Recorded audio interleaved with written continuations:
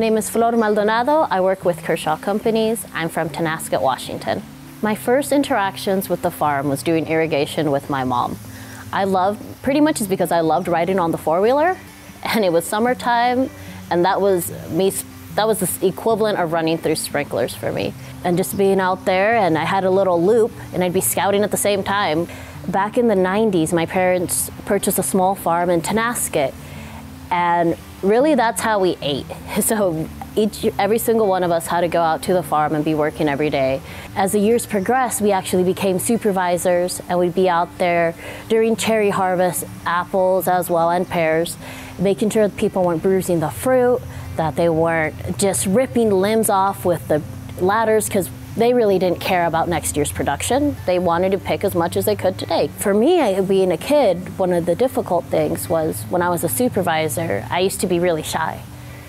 And it was difficult for me to go up to a 30-year-old guy and be like, hey, you need to stop doing that because you're damaging the fruit for next year. They'd kind of look at me, and I was even smaller back then, and they kind of just like giggle, like, okay, like, who's this kid? And my dad would be watching, like on the first days of harvest, because no one knew who I was. He'd be watching kind of at the end of the row, and he'd come on over and be like, actually, hey, that's my daughter, and she's right. Like, he's like, I've taught her, and she knows what to look for, and you're damaging the fruit. So you need to be more careful, please.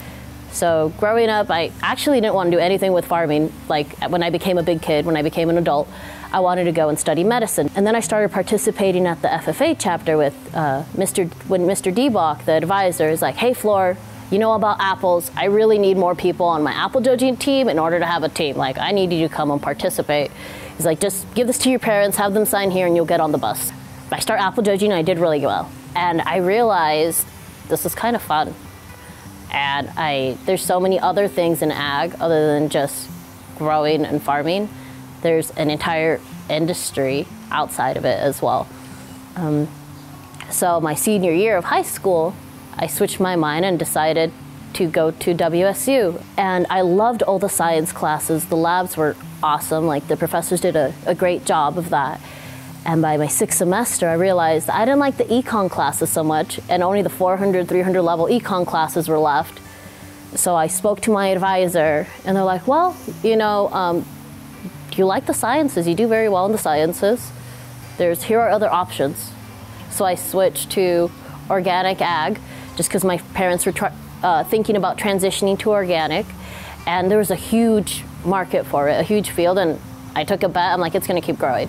And my advisor is like, hey, you need to do an internship. You can't just keep going home every year and working on the farm, which my dad didn't appreciate, but I was like, okay, I'm gonna get some good experience. And I called up my brother Victor, and he's like, hey, you know, I think I can get you an internship over here. And I got an internship with Domex Super Fresh Growers as a sales assistant.